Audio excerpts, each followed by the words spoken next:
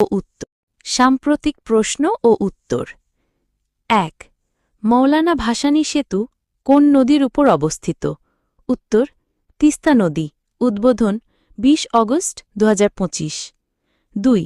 সাম্প্রতিক কোন আন্তর্জাতিক চলচ্চিত্র উৎসবে প্রথমবারের মতো জুলাই মেমোরিয়াল প্রাইজ দেওয়া হবে? উত্তর বুসান আন্তর্জাতিক চলচ্চিত্র উৎসব। ৩. আন্তর্জাতিক মানের ভোট করতে সম্প্রতি নির্বাচন কমিশনকে আর্থিক সহায়তার ঘোষণা দিয়েছে? উত্তর ইউরোপীয় ইউনিয়ন ইইউ। ৪.